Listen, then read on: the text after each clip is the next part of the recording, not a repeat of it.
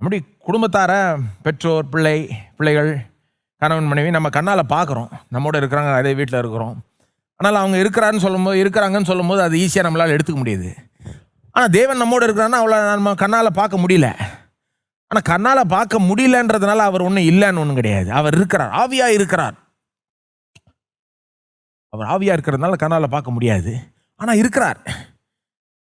உங்களை சுற்றி காற்று இருக்குது, ஏர். நீங்கள் சுவாசிக்கிற காற்று இருக்குதுல்ல, கண்ணால் பார்க்க முடியுதா? இல்லை. நீங்கள் கண்ணால் பார்க்க முடியலன்றதுனால அது இல்லைன்னு ஒன்றும் இல்லை, உங்களை சுற்றி இல்லைன்னும் கிடையாது. அது இருக்கவும் செய்து, உங்களை சுற்றிலும் இருக்கவும் செய்து. நீங்கள் சுவாசிக்கிற காற்று எவ்வளோ நிஜமோ அவ்வளோ நிஜம் தேவனுடைய பிரசன்னம் உங்களோட. ஒருவேளை நீங்கள் யோசிக்கலாம், எப்படிங்க இருக்கலாம், என்னோட இருக்கு எப்படி இருக்கலாம், அவங்களோட எப்படி இருக்கலாம், எல்லாரோடையும் எப்படிங்க இருக்கலாம், இங்கேயும் அங்கேயும் எப்படிங்க இருக்கலாம்? தேவனால் அப்படி இருக்க முடியும்.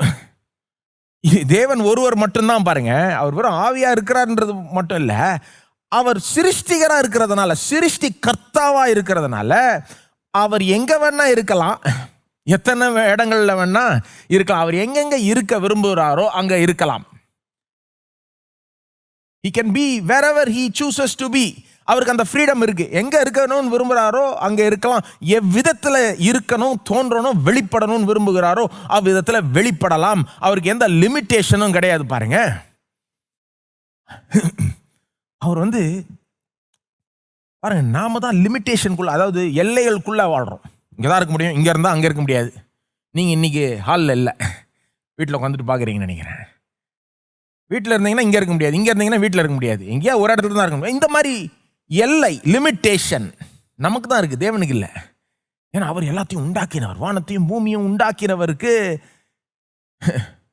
எங்கே வேணா இருக்க முடியுங்க. அதை He is the one who created space. ஸ்பேஸையே உண்டாக்கினவர். And therefore he rules over space. ஸ்பேஸின் மீது ஆளுகை செலுத்துகிறார். He is Lord over space. ஸ்பேஸுக்கே அவர் ஆண்டவருங்க. எல்லா இடங்கள் மீதும் ஆளுகை செலுத்துகிறவருக்கு எந்த இடத்துல வேணா இருக்க முடியும். அவர் இருக்க முடியாதுன்னு எந்த இடமும் இல்லை. ஆகவே உங்களோட இருக்க முடியும். உண்மையிலே இருக்கிறார்.